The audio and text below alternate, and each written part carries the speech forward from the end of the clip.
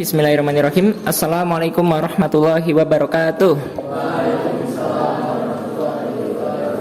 Ya baik, semangatnya baru 50% ya, kami ulangi lebih semangat. Assalamualaikum warahmatullahi wabarakatuh. Ya kok sama aja, udah sarapan belum ini? Ya kan sahur sarapannya. Sudah ya, sudah sahur semua. Nah baik, bismillahirrahmanirrahim. Innalhamdulillah nahmaduhu wa nasta'inu wa nastaghfiruh wa na'udzubillahi min sururi anfusina wa min sayyiati a'malina, man yahdihillahu fala mudhillalah wa man yudhlilhu fala hadiyalah. Yang pertama dan paling utama, marilah kita senantiasa mengucapkan puji syukur atas kehadirat Allah yang masih mempertemukan kita pada bulan Ramadan kali ini. Kita masih diberi tangguh usia, entah sampai kapan ya. Kita tidak ada yang tahu usia kita sampai kapan. Yang jelas kita masih diberi tangguh usia untuk menambah bekal di akhirat kelak. Karena akhirat nanti sifatnya yaitu khalidina fiha abadan. Kalau kita masuk surga, kita kekal selama-lamanya, tidak mungkin kemana-mana lagi. Kita bisa menikmati rahmat dan karunia Allah sepuasnya. Namun apabila sebaliknya ya juga sama begitu. Nah ini tak lupa, salawat serta salam tetap tercurah pada junjungan besar Nabi kita Nabi Muhammad Sallallahu Alaihi Wasallam. Ya kelasnya ini IPS 10.5. 10 itu belum masuk IPA atau IPS begitu? Belum, oh baik, masih pure ya, berarti masih murni. Nah ini alangkah baiknya sebelum kami lanjutkan ya. Tadi masuk kelas ini termasuk kelas yang cukup unik. Itu ada apa itu? Partai apa itu? Ya ada partai. Terus di sini ada tulisan satanik ya. Ini yang nulis siapa ini satanik? Oh kelas 11. Jangan ditiru ya, satanik nanti dihapus. Satanik katanya di sini banyak yang nonis ya, nggak apa-apa. Kita perbedaan bukan menjadi sebuah masalah. Kalau di dalam firman-Nya Allah berfirman dalam surat Al-Hujurat ya, ayat 13, ya ayuhan nasu. Di sini ada firman Allah yang berbunyi ya ayuhan nasu, yang artinya wahai seluruh manusia. Ya itu kalau dalam bahasa Arab itu harfun nida atau huruf panggilan. Jadi ya ayuhan nasu ini dipanggil untuk seluruh manusia. Dan panggilan Allah ini banyak. Ada ya ayyuhalladzina amanu, itu untuk khusus untuk orang-orang yang berislam, beriman saja. Atau ya ayyuhal kafirun, itu kan untuk orang-orang kafir. Lah ini sedangkan ini di dalam surat Al-Hujurat ya, nanti dicatat silahkan dikeluarkan catatannya. Al-Hujuratnya itu ayat 13 yang berbunyi ya ayuhan nasu inna khalaqnakum min dzakari wa unsa, yang artinya Allah ciptakan manusia itu dari zakari wa unsa, dari laki-laki dan perempuan. Setelah itu waja'alnakum su'uba wa qabaila lita'arafu, Allah ciptakan bersuku-suku, berbangsa-bangsa supaya lita'arafu, supaya kita saling kenal mengenal. Jadi perbedaan bukan menjadi sebuah masalah. Selamanya mutlak perbedaan akan selalu ada. Bahkan sejak manusia zaman dulu pertama sampai sekarang itu perbedaan selalu ada. Perbedaan selamanya tidak akan pernah menjadi masalah. Yang masalah ialah yang membeda-bedakan begitu ya. Nah jadi di sini meskipun banyak yang nonis, saling respect, saling menghormati religion masing-masing. Kita di sini diciptakan Allah berbeda, bukan berarti untuk istilahnya saling membedakan, tidak. Karena di dalam kelanjutan ayatnya, setelah itu kelanjutan ayatnya inna akramakum indallahi atqakum, yang artinya sebaik-baik, yang paling mulia di mata Allah itu ialah yang paling bertakwa.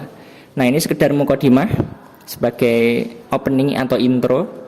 Sebelum itu alangkah baiknya kami memperkenalkan diri kami terlebih dahulu. Ada yang sudah kenal? Belum? Oh sudah. Dari mana rumahnya? Oh iya. Oh berarti murid saya TPA ya? Dulu. Oh, sekarang usianya udah berapa? Usianya udah. Oh iya, usianya sendiri lupa ya. 16. Oh iya ya. Oh ternyata ada murid saya di sini. Saya enggak tahu. Saya kurang begitu hafal ya, mohon maaf ya. Soalnya mendidik di TPA mungkin juga sudah agak lama. Ya kalau sudah kenal nggak apa-apa. Yang belum kenal kami wajib tak kenal maka ta'aruf ya. Jadi di sini ta'aruf perkenalan. Perkenalkan, nama saya Salman Al-Farisi. Kalau di sekolah biasanya dipanggil Salman. Aslinya kalau di mana-mana itu lebih akrabnya Faris begitu. Nanti teman-teman terserah manggil Salman atau Faris. Asalkan jangan dipanggil nama tengahnya ya, manggil Al kayaknya nggak pantas gitu ya. Ya jadi Salman atau Faris saja begitu. Nah setelah itu di sini kami alumni sini tahun 2016 ya, tahun 2016. Setelah itu mungkin ada yang ditanyakan lagi sebelum dilanjutkan sesi materi? Iya?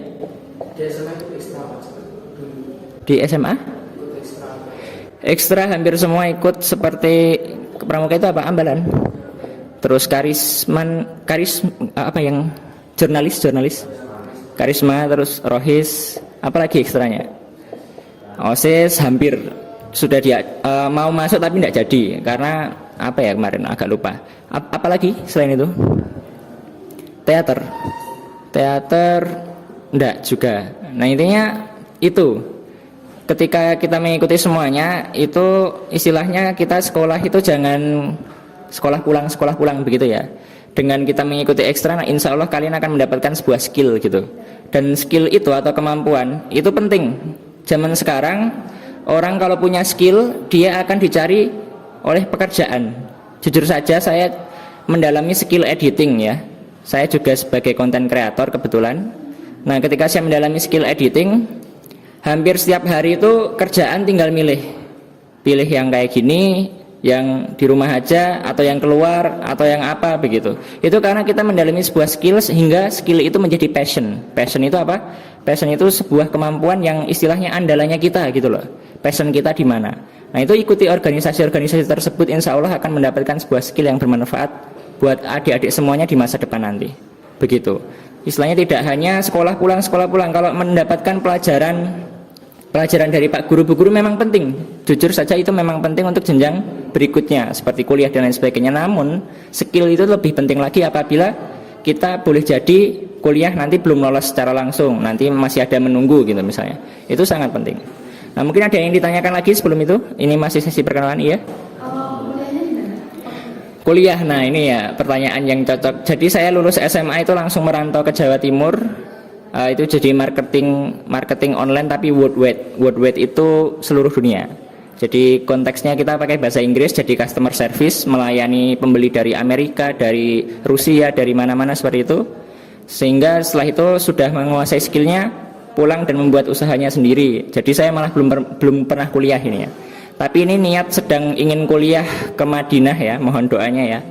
Ini sedang berusaha mau kuliah ke Madinah, dan ini di batas usia akhir karena nanti kalau kuliah di sana itu maksimal usia 25 tahun. Sedangkan saya sudah 25, nanti November tanggal lahir saya itu sudah masuk 26. Kalau sudah masuk 26 saya nggak bisa kuliah lagi.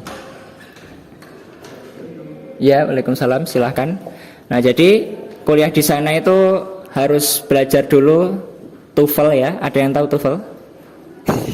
TOEFL itu Test of English of Foreign, artinya tes Inggris itu adalah bahasa asing begitu. Nanti kalian kalau mau kuliah pasti menemui hal yang seperti itu, apalagi pas nyari beasiswa. Jadi kalian semua itu harus kuliah, beasiswa itu banyak, mudah dicari.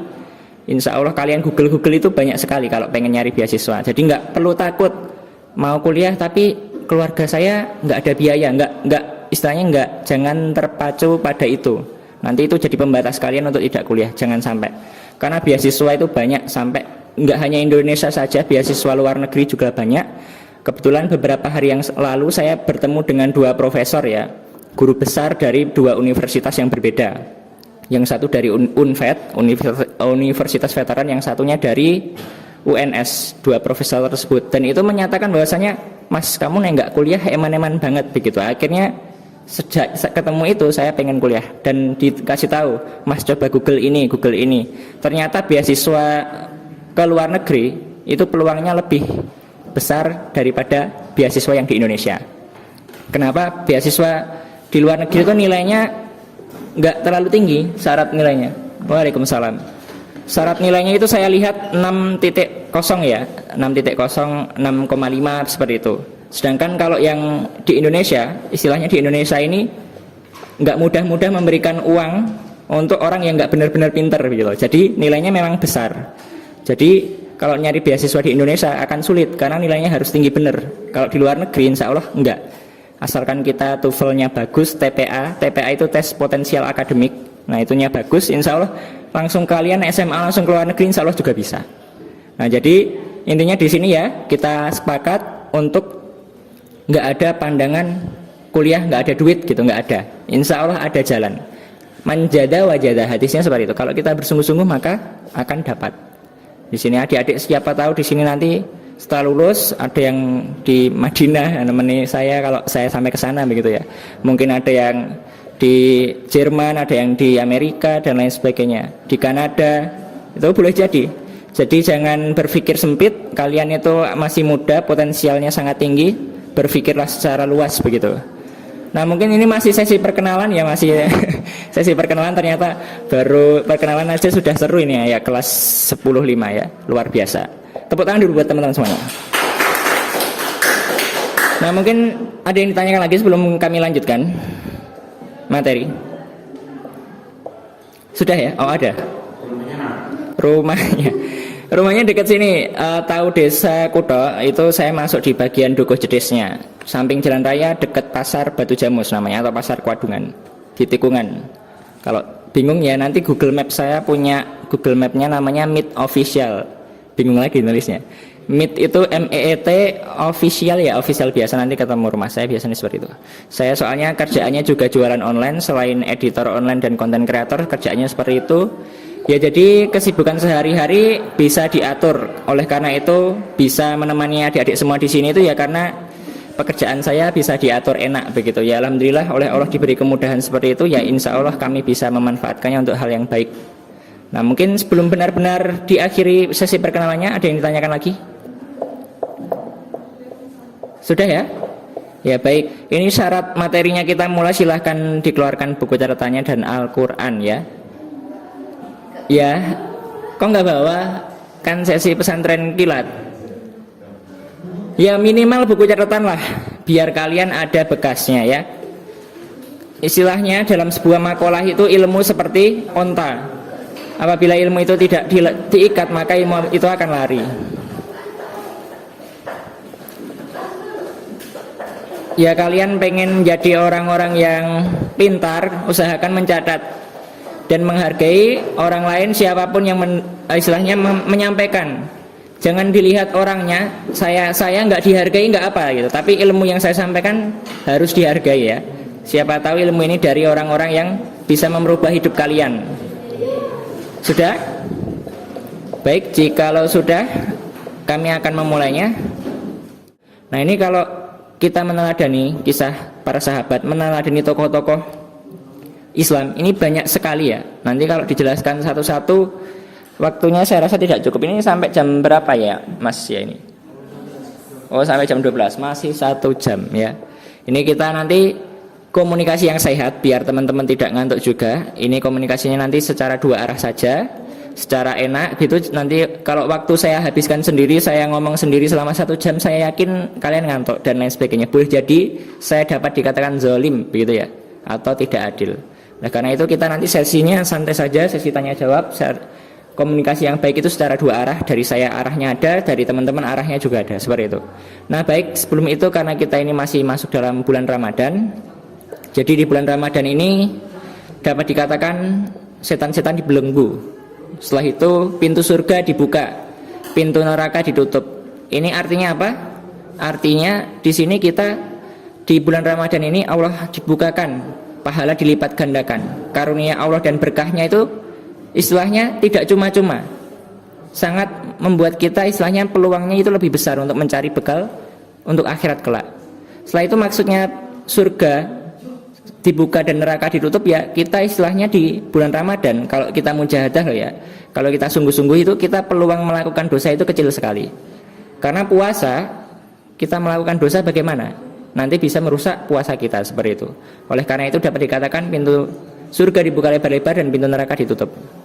Nah setelah itu di sini kami mulai dengan sebuah ayat untuk mengecharge iman kita lagi ya. Karena nanti dibuka, waduh nggak baca Quran ya. Ya yang rohis mungkin ya. Dibuka ya semuanya kalau yang nggak buka mencatat. Dibuka surat Al-A'raf itu surat ke-7. Surat ke-7 ayatnya 172. Oh iya, bawa handphone ya, bisa pakai handphone.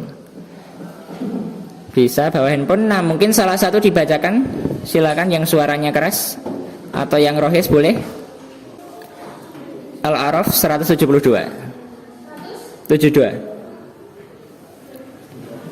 Wa it's akhoda rabbuka.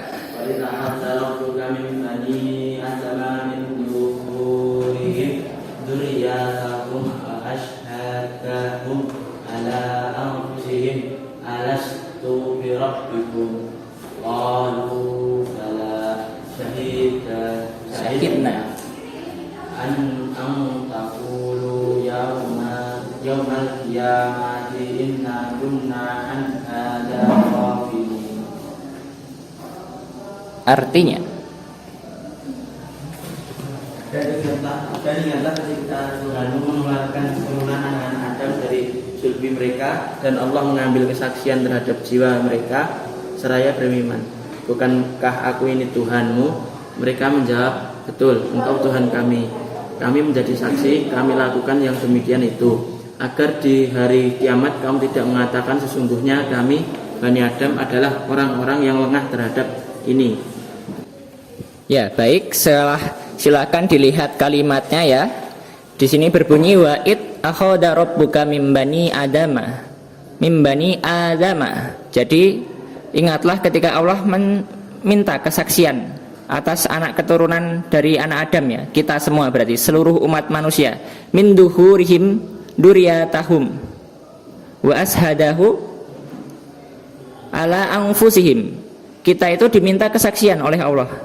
Jadi semua manusia hakikatnya sebelum ia itu lahir ke muka bumi ini, sebelum dikeluarkan dari sulbi manusia, sebelum dikeluarkan dari atau dilahirkan lah ibaratnya seperti itu kita semua diminta kesaksian oleh Allah. Kesaksian apa? Kesaksian, bukankah aku Tuhanmu? Begitu Allah menanyakan seperti itu, kita semua menjawab, iya, engkau adalah Tuhanku. Jadi aslinya fitrahnya semua orang itu dilahirkan secara Islam atau secara Muslim. Namun Allah itu membuat kita tidak ingat. Di sini adakah yang ingat? Ketika lahir dimintai kesaksian, ada yang ingat? Tidak ya? Kenapa Allah tidak? Kenapa Allah buat tidak ingat? Ada yang tahu alasannya? Kenapa? Sebenarnya kita semua itu hakikatnya fitrahnya itu adalah orang Islam, orang yang Muslim, mengaku sebelum lahir itu mengaku bahwasanya Tuhannya hanyalah Allah. Namun kenapa ketika lahir banyak orang, nggak banyak sih, semua manusia itu tidak ingat kalau dulunya pernah dimintai kesaksian. Kenapa? Ada yang tahu? Yang bisa menjawab saya kasih reward.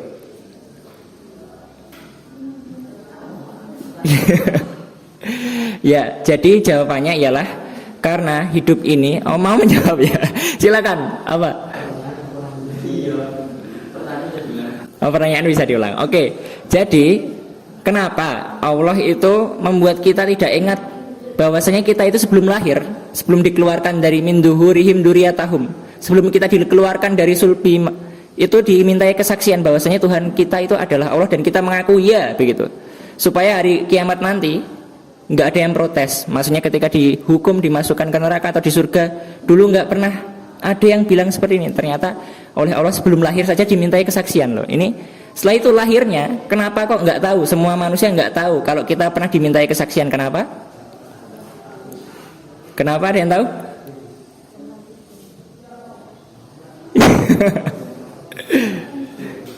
Ini buat komunikasi dua arah ya, biar sehat ya komunikasinya.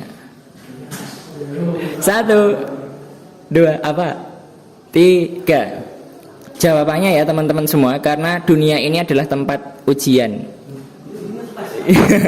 Iya, tes. Di dunia ini kita lahir itu diuji teman-teman semua. Aslinya kita itu semuanya berislam, beriman, namun di dunia ini kita diuji. Oleh karena itu dengan ujian itu kita tidak tahu. Di sini misalnya ya, praktek atau bentuk fisik logikanya saja. Ketika teman-teman ujian sekolah, itu kalian lupa. Boleh nggak kalian keluar? Bu, buka dulu materinya, lupa begitu. Boleh nggak kira-kira? Nggak boleh kan? Sama, di dunia ini kita dibuat lupa oleh Allah. Kita itu pernah dimintai kesaksian bahwasanya kita itu sebenarnya beriman, berislam. Istilahnya meskipun agamanya beda-beda, ternyata itu fitrahnya manusia lahir itu aslinya Islam dan beriman. Kenapa tidak tahu ya? Karena ini kita sedang diuji. Kalau sedang ujian mungkin kita nggak boleh keluar buka. Aduh, materinya tadi lupa bu, nggak boleh, nggak boleh. Sama halnya kita di dunia ini kita dibuat oleh Allah secara adil supaya kita tidak tahu. Karena ini kita sedang ujian. Misalnya kalian ujian di sini ya, ujian biasa, ujian kenaikan kelas, ujian nasional misalnya. Misalnya kalian boleh di sampingnya membuka buku materi yang kalian bisa, boleh Google. Kira-kira itu dapat disebut ujian atau tidak? Tidak ya, pinter. Nah, jadi kalau misalnya kita sedang diuji, namun di sebelah kita bisa Google, bisa buka catatan, maka sama saja kita tidak dapat disebut ujian. Oleh karena itu hidup ini hakikatnya kita itu sedang diuji. Kita ini adalah ujian. Dan banyak orang-orang itu di luar sana masuk Islam karena mempelajari Islam kok sudah tahu seperti ini sejak dulu. Misalnya seperti terciptanya embrio, setelah itu segumpal darah, segumpal daging, tulang, setelah itu dilapisi dengan daging lagi. Itu orang yang mengajar, istilahnya belajar sebagai dokter, terus sebagai ilmuwan yang mempelajari biologi tersebut heran. Bagaimana Islam sudah berabad-abad sudah menemukan itu? Bagaimana Muhammad bisa menemukan hal tersebut? Padahal Muhammad adalah seorang yang umi, seorang yang buta huruf. Maka orang-orang yang mempelajari biologi, yang seorang yang dokter, maka terciptalah hidayah begitu, mendapatkan hidayah dan masuk Islam. Bahkan seorang aktivis pernah berkata, more than 70,000 people converting into Islam in every single years. Yang artinya lebih dari 70.000 orang converting to Islam, pindah masuk ke Islam in every single years, jadi setiap tahunnya. Itu padahal dari satu daerah. Bayangkan, ini orang yang mempelajari ilmu biologi, ilmu-ilmu alam, justru malah masuk Islam karena tahu kok di Al-Quran sudah berabad-abad lamanya menemukan teori ini. Bahkan teori sel terkecil, sel itu adalah susunan terkecil dari makhluk hidup, itu ditemukan dalam Al-Quran. Terus teori atom itu juga bagian terkecil dari semesta ini, juga ditemukan di Islam. Setelah itu lautan airnya terbelah dan tidak tercampur begitu, itu juga ada dalam ayat-ayat Al-Quran.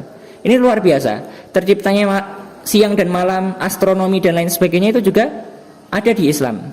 Setelah itu ada orang ateis bertanya, orang ateis ya, orang yang tidak percaya Tuhan, itu bertanya, saya waktu itu ada sebuah, namanya apa ya, kalau di sini Car Free Day, kalau di luar negeri itu namanya sama atau tidak ya. Intinya waktu itu sedang di jalanan, sedang boleh istilahnya membuka stand, membuka apa lah, itu kebetulan ustadz pendakwah Islam itu membuka stand untuk orang yang ingin tanya-tanya soal Islam. Akhirnya setelah itu orang ateis itu bilang, mengolok-ngolok dulu awalnya, mengejek-ngejek orang Islam, setelah itu bilang, saya nggak percaya apa yang saya tidak bisa lihat, seperti itu. Orang ateis bilang seperti itu. Jadi orang ateis menanyain pada orang pendakwah Islam di forum tersebut langsung dengan kata-kata yang tegas ya, saya tidak percaya apa yang tidak dapat saya lihat. Langsung mudah saja oleh salah satu ustadz dibalik pertanyaan tersebut dengan bertanya pada orang ateis tersebut, apakah kamu melihat otakmu, begitu. Akhirnya dibalik, oh iya. Akhirnya dia terdiam, malu, setelah itu ditertawakan oleh banyak kerumunan orang karena itu sedang di jalan raya. Berarti dia tidak percaya bahwasanya ada otak di dalam kepalanya. Tidak percaya, sama saja dia tidak percaya dirinya punya otak, begitu. Karena dia berkata, saya tidak percaya dengan apa yang tidak saya lihat. Setelah itu, kalau dalam Islam dijelaskan dalam surat Al-Baqarah ya. Di surat Al-Baqarah itu kan pembuka.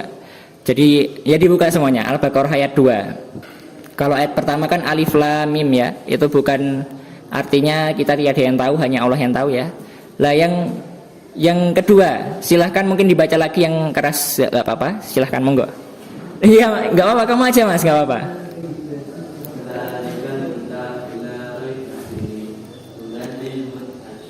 Nah, alhamdulillah. Ya, jadi di dalam ayat ini, dzalikal kitabu la raiba fihi hudalil muttaqin. Nah, ini dzalikal kitabu, ini sebuah kitab dan kitabnya itu la raiba fihi, tiada keraguan di dalamnya, Al-Qur'an. Karena ini tadi, Al-Qur'an itu miracle. Miracle itu ajaib. Bahkan Al-Qur'an itu adalah satu-satunya kitab loh di dunia ini, hanya satu yang tidak berubah sama sekali, tetap autentik. Autentik itu apa? Autentik itu ya tidak berubah isi kandungannya meskipun diterjemahkan beribu bahasa, berbagai negara. Dan ini Allah yang jamin, nggak akan ada yang dapat merubahnya sampai hari kiamat. Ini kan sangat luar biasa. Masa kita yang di rumahnya ada Quran nggak merasa wow gitu ya, punya Quran. Bahkan kalau kita misalnya ada yang punya pedang Nabi Muhammad gitu, mungkin akan luar biasa sekali, merasa wow gitu. Terus setelah itu dipajang, mungkin dilindungi kaca atau dilindungi keamanan tingkat tinggi, setelah itu banyak pengunjung, mungkin seperti itu. Namun Rasulullah meninggalkan dua perkara yang kita tidak akan sesat di dalamnya, yaitu Al-Quran dan hadis-hadis beliau, sunnah-sunnah Nabi. Makanya kita harus merasa wow, merasa luar biasa punya Quran. Ya di rumah jangan, kalau ada Quran jangan dibiarkan saja, jangan sampai berdebu. Kalau kita pelajari Al-Quran, insya Allah tidak hanya mencerdaskan pikiran kita, namun juga hati kita itu tenang. Di agama-agama lain itu sulit menemui ketenangan hati. Oleh karena itu angka bunuh diri ya, jumlah suicide gitu ya, bunuh diri, angka bunuh diri itu tinggi sekali. Kenapa? Karena mereka tidak menemui ketenangan hati. Sudah punya usaha, sudah mapan, punya mobil mewah, rumah mewah, punya istri, punya anak-anak, namun tidak menemui ketenangan hati, akhirnya mudah-mudah untuk bunuh diri. Kalau dalam Islam, orang yang bunuh diri sama saja dia memutus karunia Allah yang telah diberikan, maka ia akan masuk, jelas masuk neraka, seperti itu. Kalau di Islam jangan sampai ada yang bunuh diri seperti itu. Dan di sini kembali lagi ke surat Al-Baqarah ayat 2, Dzalikal kitabu, ini sebuah kitab yang di dalamnya tiada keraguan, la raiba fi. Hudalil muttaqin. Hudalil muttaqin itu petunjuk bagi orang-orang yang bertakwa. Nah, mungkin dilanjutkan Mas, ayat berikutnya Mas. Ya, silakan ayat 3-nya.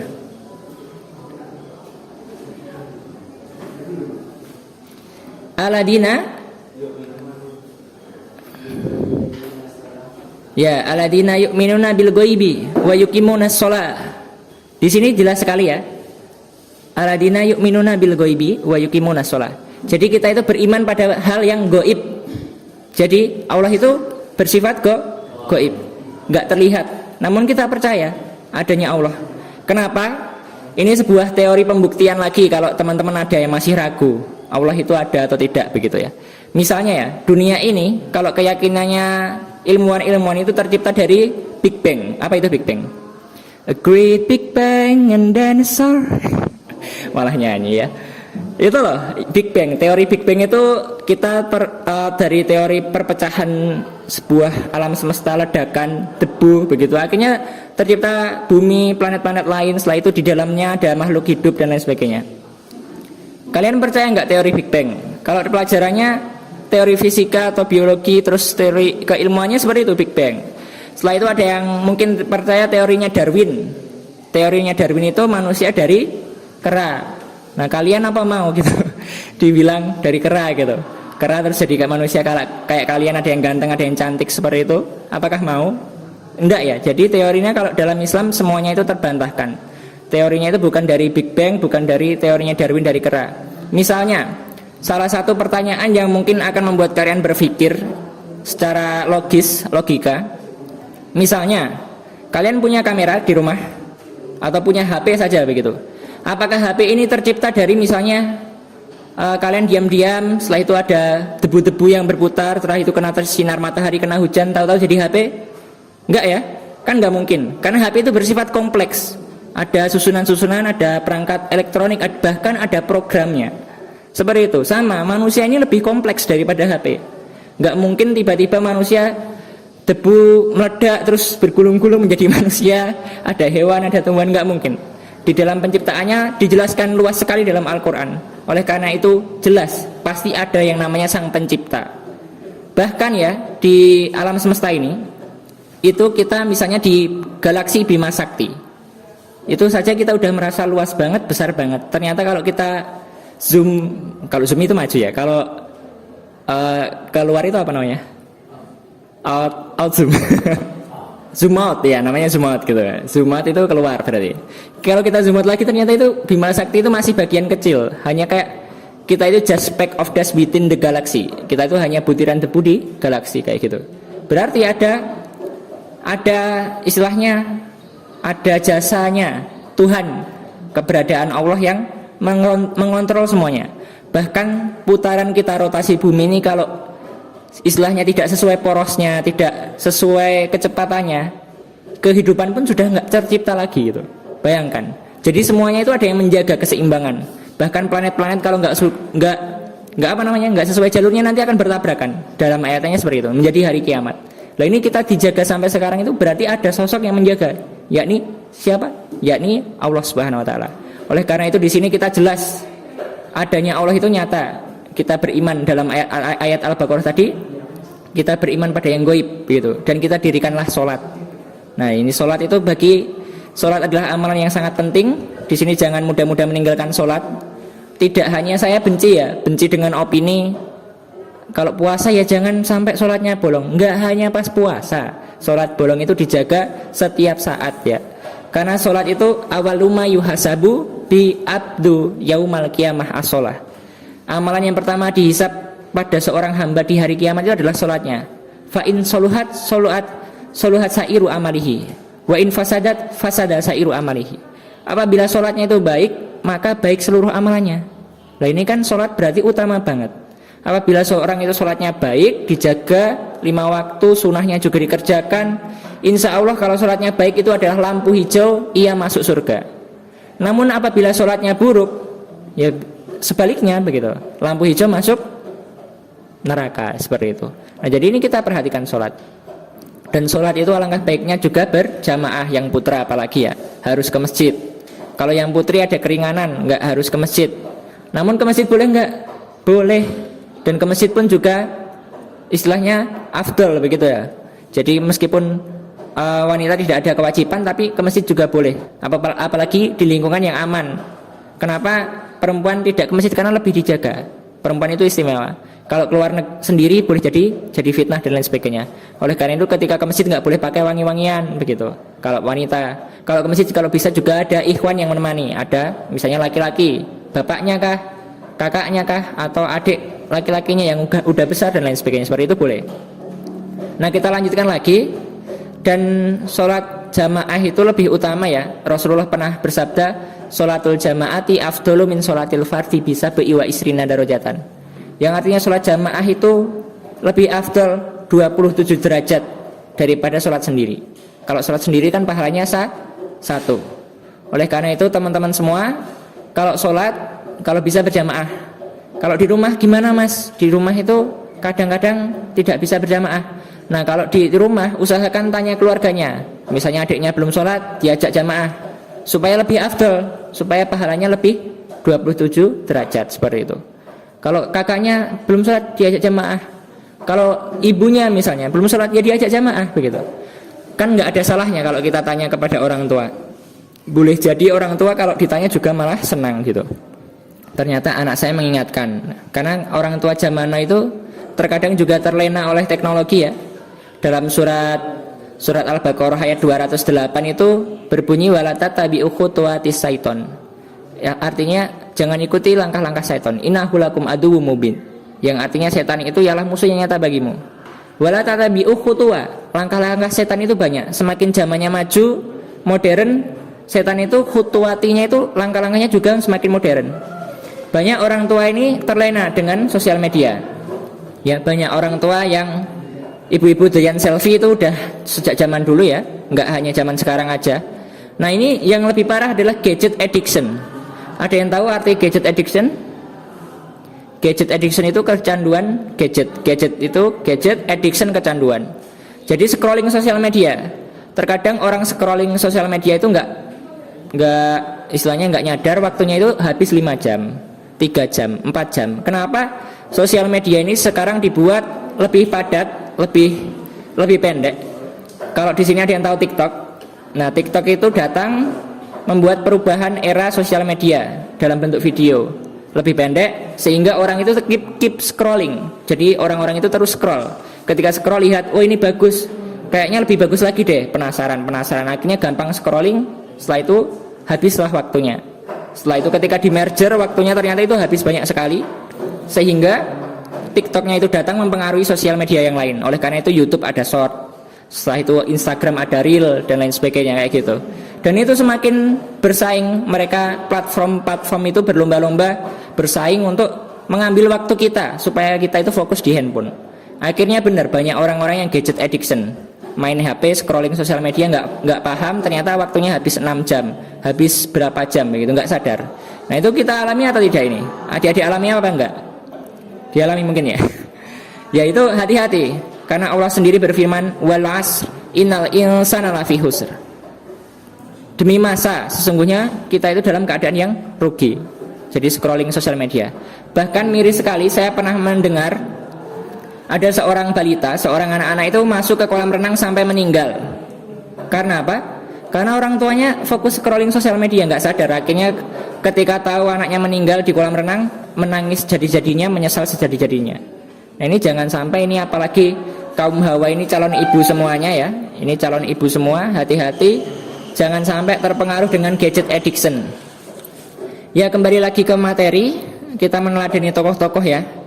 Namun mungkin di sini lebih paham tokoh-tokoh yang misalnya seperti tokoh Marvel begitu ya. Tony Stark, siapa itu? Iron Man begitu ya. Terus Hawkeye. Terus ada yang lebih paham tokoh-tokoh Mobile Legends ya. Seperti Mia, seperti Nana, Belman, mungkin kayak gitu. Daripada sahabat-sahabat Nabi, bahkan keluarga Nabi seperti itu. Nah itu miris sekali karena kita ini sebagai orang yang mengaku sebagai orang yang berislam, harusnya kita mengetahui demikian. Namun kita malah mengetahui hal-hal yang lainnya. Ini ada tempat-tempat setan mengambil pengaruh, mempengaruhi kita itu ada banyak. Jadi di bulan puasa ini kan ada yang pernah berpendapat bahwasanya tidur orang puasa adalah ibadah. Nah ini artiannya itu jangan diplesetkan ya. Puasa ini adalah amalan ibadah yang benar-benar walaupun kita sedang tidur itu masih dinilai ibadah begitu. Itu hanya satu-satunya loh, hanya puasa. Ada enggak amalan yang lain bisa dilakukan ketika tidur dan itu masih dinilai ibadah. Kira-kira misalnya baca Quran. Baca Quran kalau kita ketiduran udah enggak dinilai ibadah lagi, ya toh? Seperti itu. Salat, kalau salat kita ketiduran berarti kita udah enggak salat kan? Kan ada, saya itu punya murid ketika sholat subuh di masjid itu ya, ketika sujud itu dia nggak balik lagi, sujud terus itu kan dia tidur. Kalau tidur kan nggak ibadah. Nah ini sedangkan puasa ini kita itu meskipun tidur oleh Allah itu masih dianggap ibadah puasa.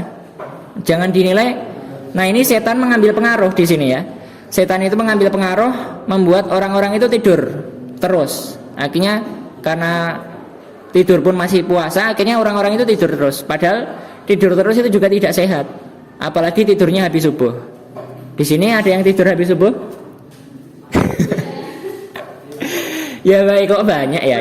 Ya nggak apa-apa. Belum tahu mungkin. Bahkan ya tidur kalau sesudah subuh itu nanti keberkahan yang diberikan oleh Allah itu hilang. Tidur. Aslinya kalau pagi itu kita anjurannya beraktivitas, menjemput rizkinya Allah gitu. Kita keluarlah, pergauli manusia dengan akhlak yang baik, bekerja dan lain sebagainya. Karena itu rizkinya dan keberkahan oleh Allah dilimpahkan pada waktu pagi hari. Bayangkan kalau kita habis subuh malah tidur gitu.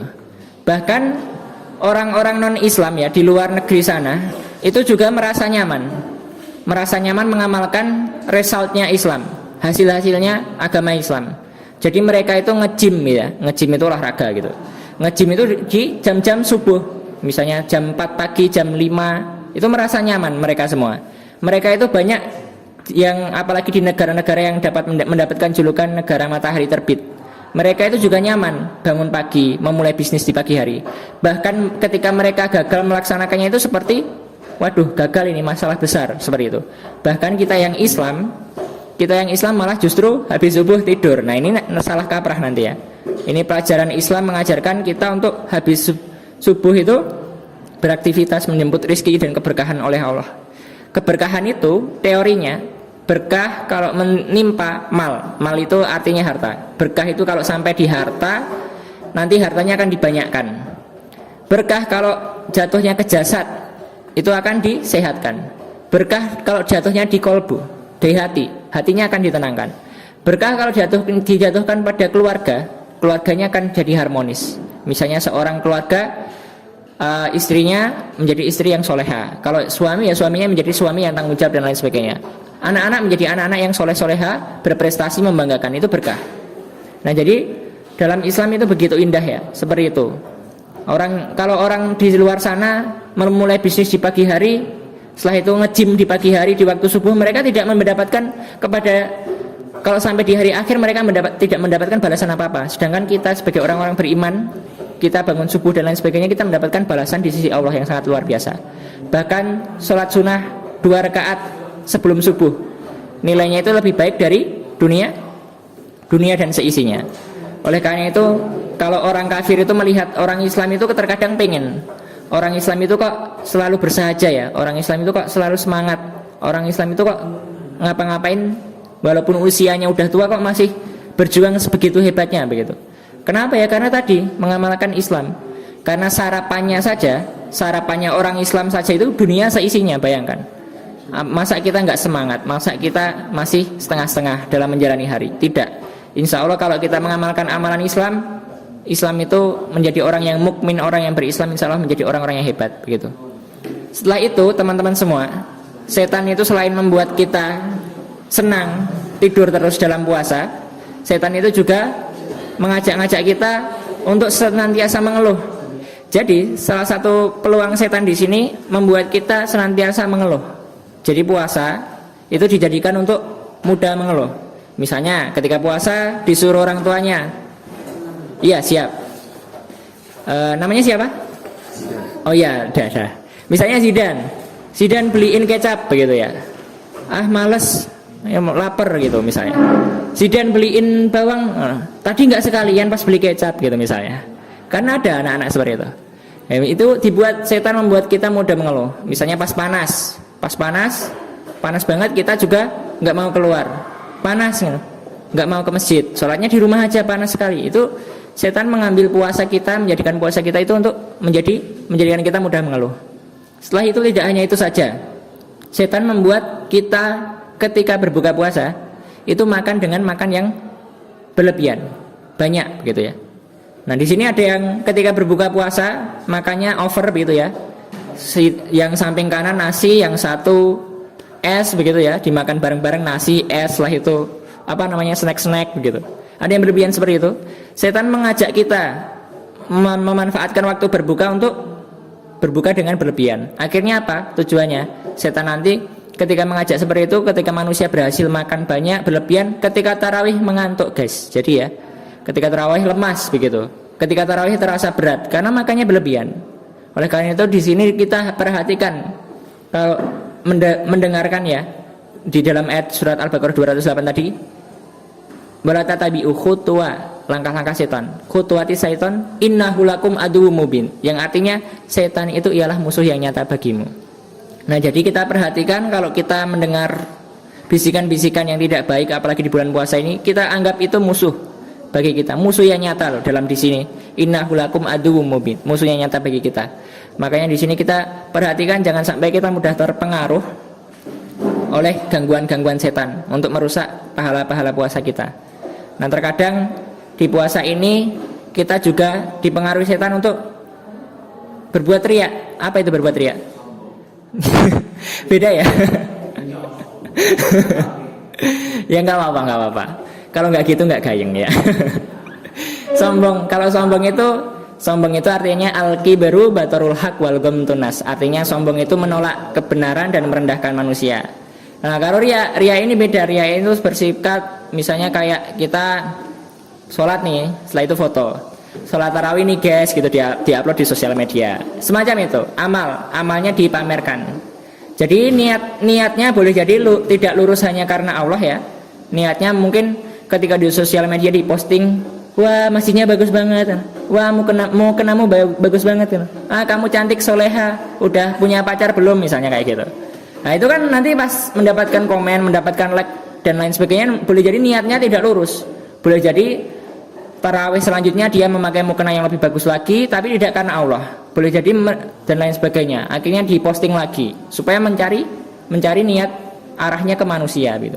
Padahal Rasulullah pernah bersabda, innamal a'malu binniyat wa innamal likulli imri'in ma nawa. Sesungguhnya amalan itu tergantung pada niatnya, dan setiap insan, setiap individu akan mendapatkan balasan sebagaimana apa yang ia niatkan. Jadi di sini setan pintar banget mempengaruhi untuk merusak pahala-pahala kita, merusak amalan-amalan kita ketika puasa. Nah ini kita harus berhati-hati. Ya waktunya masih agak banyak. Silakan kalau ingin memanfaatkan masih ada. Boleh tentang apapun, nggak harus sesuai materi. Insya Allah siap. Apabila kami bisa menjawab, kami jawab, ada kewajiban. Kalau kami tidak bisa menjawab, kami juga tidak boleh malu untuk belum bisa menjawab karena belum ada ilmu dari kita. Karena dalam Islam itu nggak boleh menjawab secara asal. Ya, dalam ayatnya itu suratnya itu surat Al-Isra, surat ke-17, ayatnya itu 36, boleh dibuka atau dicatat, yang berbunyi wala takfu ma laisa laka bihi ilmun inna sam'a wal basara wal fuada kullu ulaika kana anhu mas'ula. Yang artinya wala takfu ma laisa laka bihi ilmun. Jangan kita beramal kalau tanpa atas dasar ilmu. Karena inna sam'a, pendengaran, wal basara, dan penglihatan, wal fuada, dan hati kita, semuanya itu akan dimintai pertanggungjawaban. Nah, di sini kalau saya menjawab juga nggak boleh asal begitu kalau ada pertanyaan. Dan dalam hadis lain Rasulullah juga pernah bersabda, wa man da'a ila dolalatin kana alaihi minal ismi mislu asami man tabi'ahu. Artinya, barang siapa wa man da'a ila dolalatin, barang siapa mengajak-ngajak pada kesesatan, pada dosa, wa man da'a ila dolalatin kana alaihi minal ismi, itu akan ditimpakan dosa sebagaimana orang-orang yang mengikutinya, tanpa mengurangi dosa yang orang-orang yang mengikutinya. Kan bahaya kalau saya menjawab pertanyaan secara asal tanpa dasar, nanti dapat jatuhnya kesesatan, maka kita ditimpakan dosa sebagaimana orang-orang yang mengikutinya. Namun di awal hadis itu berbunyi man da'a ila hudan. Artinya barang siapa yang mengajak pada petunjuk, man da'a ila hudan kana lahu minal ajri mislu ujuri man tabi'ahu. Kita akan mendapatkan pahala sebagaimana orang-orang yang mengikutinya. Setelah itu layang kusu dari kami ujurihim saya, dan tanpa mengurangi pahala orang yang mengikutinya. Nah, di sini kita pentingnya dakwah itu ternyata keren sekali. Kalau kita mengajak pada kebenaran, pada petunjuk Allah, Al-Quran maupun hadis misalnya, banyak orang yang mengikuti, maka kita akan dilimpahkan pahala sebagaimana banyaknya orang yang mengikuti itu, tanpa mengurangi pahala orang-orang yang mengikutinya, sebagai wujud keadilan oleh Allah Subhanahu wa taala. Seperti itu. Jadi baligu ani walau ayah, sampaikanlah dariku meskipun hanya satu ayat. Apalagi yang anak-anak rohis ini, itu calon-calon agen-agen dakwah. Enggak hanya rohis saja. Mas saya enggak rohis gitu misalnya. Bisa dakwah. Dakwah itu juga tidak hanya melalui mimbar, melalui ngomong seperti ini. Bahkan tingkah laku kita itu bisa jadi dakwah. Kita murah senyum, sapa salam, afsu salam bainakum, tebarkanlah salam di antara kalian, itu bisa jadi dakwah. Misalnya banyak orang-orang dewasa itu banyak yang ceroboh membuang sampah. Namun ada anak kecil dengan polosnya itu mengambilin sampah, mengunitin sampah, masukkan ke tempat sampah. Setelah itu orang-orang dewasanya itu yang melihat malu. Nah, itu bisa jadi dakwah. Akhirnya dia mikir, anak kecil aja yang nggak tahu apa-apa paham kalau itu harus dibuang ke tempat sampah, saya kok malah ceroboh. Nah, itu kan dakwah tidak hanya melalui kata-kata, tidak hanya melalui mimbar saja, tidak hanya melalui lisan saja seperti itu. Dari perilaku bahkan bisa menjadi dakwah. Dan nanti ada orang yang mengikuti, maka pahala akan dilipat gandakan pada kita sebagaimana orang-orang yang mengikutinya. Kan keren sekali. Kita harus tergiur nih, harus dakwah dan lain sebagainya. Nah, sebelum itu ada yang ditanyakan sebelum benar-benar habis waktunya. Nah, itu silakan, bebas apapun. Bid'ah. Wah, ini level tinggi ya. Ya, bid'ah. Bid'ah itu kalau dalam artiannya kita melakukan sesuatu tanpa yang dicontohkan oleh Nabi. Nah, kalau bid'ah soal dunia itu boleh. Kan waktu itu ada sahabat yang istilahnya mencangkok. Mencangkok itu kalau dalam teorinya kan biologi ya. Nah, itu Nabi tidak mencontohkan, tidak mengajarkan. Oh, itu bagus, teruskan, boleh. Oleh Nabi tidak dilarang. Bahkan itu bagus buat tanamannya, misalnya jadi gini jadi bagus. Misalnya dari bibit A ke bibit B jadi lebih unggul misalnya kayak gitu kan dunia. Misalnya ada orang yang terlalu berlebihan menganggap bid'ah, misalnya kita naik haji pakai pesawat bid'ah gitu kan. Nabi dulu Nabi dulu naik onta gitu misalnya. Kan enggak gitu. Jadi bid'ah soal dunia diperbolehkan, yang tidak diperbolehkan itu soal amalan. Misalnya Nabi enggak menyontohkan sholat, misalnya sholat subuh dari dulu itu sejak Nabi dulu ya, sholat ya 2 rakaat, misalnya ada yang 3 gitu misalnya. Itu bid'ah namanya, buat sendiri, buat amalan sendiri. Dan bid'ah itu dolalah gitu ya, sesat. Dan sesat itu finar, masuk neraka begitu. Jadi hati-hati dengan yang namanya bid'ah, karena banyak zaman now itu ya, orang-orang zaman sekarang itu tanpa dasar. Jadi mengingat ayat tadi, jawabannya bid'ah itu udah kita sampaikan tadi surat apa tadi? Al-Isra surat ke-17 ayatnya 36. Wala takfu ma laisa laka bihi ilmun. Kita beramal jangan tanpa dasar. Kita harus tahu dasarnya dulu baru diamalkan. Kalau beramal tanpa dasar boleh jadi tertolak. Maksudnya tertolak itu tidak dinilai ibadah oleh Allah. Karena itu dalam surat Al-Mudaththir itu ada yang berbunyi masalakakum fi sakor. Apa yang membuat kamu masuk ke dalam neraka sakor? Setelah itu mereka menjawab, qalu lam naku minal musallin. Aku bukan termasuk orang-orang yang sholat. Ini kan kasihan sekali, bahaya sekali. Apa yang membuat kamu masuk ke dalam neraka sakor? Karena tidak dianggap sebagai orang-orang yang sholat. Boleh jadi sholatnya tidak sesuai yang dicontohkan oleh Nabi. Mas, bagaimana bisa menyontoh Nabi? Kan Nabi udah hidup berabad-abad lamanya. Bisa, karena ada hadis-hadisnya. Kita bisa sholat melalui mencontoh dari hadis-hadis Rasulullah, sunnah-sunnah. Nah itu hadis-hadis itu bersikap bersanad loh ya. Hadis itu otentik juga. Bersanad itu misalnya dari Nabi, terus disampaikan, ditulis oleh para perawi, setelah itu disampaikan kepada kita semua. Jadi nggak ada putus. Nanti kalau sanadnya putus ketahuan, tidak sahih, bersikap apa begitu, ketahuan. Nah itu dipelajari dalam ilmu-ilmu Islam. Jadi kita kalau mencontoh sholat itu ya, sholu kama ra'aitumuni usolli. Sholatlah kita seperti bagaimana Nabi sholat. Nah kalau seperti itu, jadi bid'ah itu termasuk amalan yang istilahnya perlu kita hindari, bahaya. Boleh jadi orang itu disibukkan dengan bid'ah tapi malah meninggalkan kewajiban. Boleh jadi orang itu disibukkan dengan bid'ah tapi meninggalkan sunnah. Misalnya seperti itu, kan bahaya. Amal yang dia harusnya diwajibkan oleh Allah dan Nabi malah ditinggalkan, sibuk melaksanakan bid'ah. Setelah itu sunnah juga ditinggalkan, sibuk melaksanakan bid'ah. Akhirnya mereka nggak mendapatkan apa yang diharapkan begitu. Mikirnya nanti akan dapat pahala atau balasan dari Allah, ternyata tidak, karena melaksanakan bid'ah tadi. Nah ini kita harus hati-hati. Kan ada ya orang yang habis dari Arab, habis dari naik haji atau umroh, ketika melihat orang di haji atau umrah, terus pas pulang sholatnya itu nggak takbir. Ya sholat itu gini, padahal anjurannya pakai takbir. Terus ditanya, kamu kok sholatnya nggak takbir? Oh nggak tahu ya, gitu. Songong ya. Oh nggak tahu ya. Dilihat loh, aku habis haji, pas haji di sana orang-orang itu sholat nggak pakai takbir gitu. Nah misalnya kalau kita itu menyontoh yang di sana dianggap benar, terus kalau di sana nggak sholat, apa kita juga nggak sholat gitu.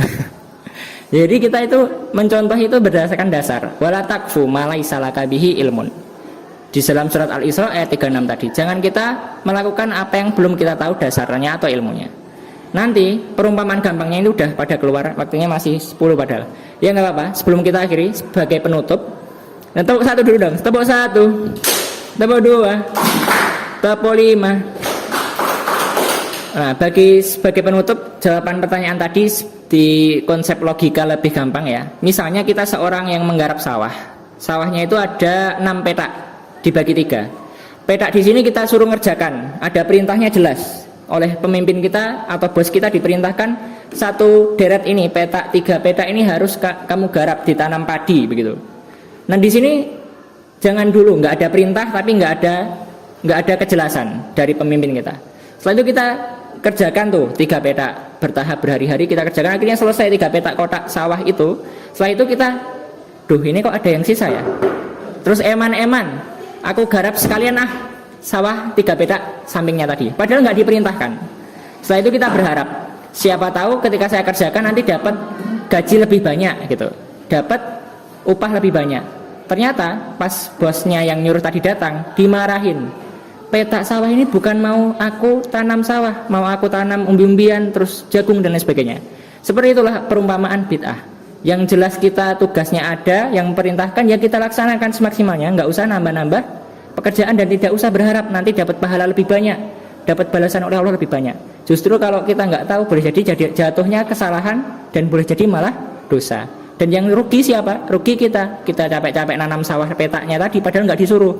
Seperti itu. Nah ini seperti itu, mungkin insya Allah sudah jelas ya, dapat dipahami, semoga mudah dipahami. Apabila ada salah kata maupun tingkah laku yang kurang berkenan dari kami, mohon maaf seterusnya. Aku qouli hadza astaghfirullah li wa lakum. Wassalamualaikum warahmatullahi wabarakatuh. Ya setelah ini jadwalnya Oh iya, sholat. Ya kalau sholat, kalau bisa jangan pulang dulu, sholat di masjid dulu karena ini kita berada di makomnya. Apalagi nanti kalau sudah azan, udah kita nggak, jangan meninggalkan lah istilahnya, sholat dulu, jangan pulang.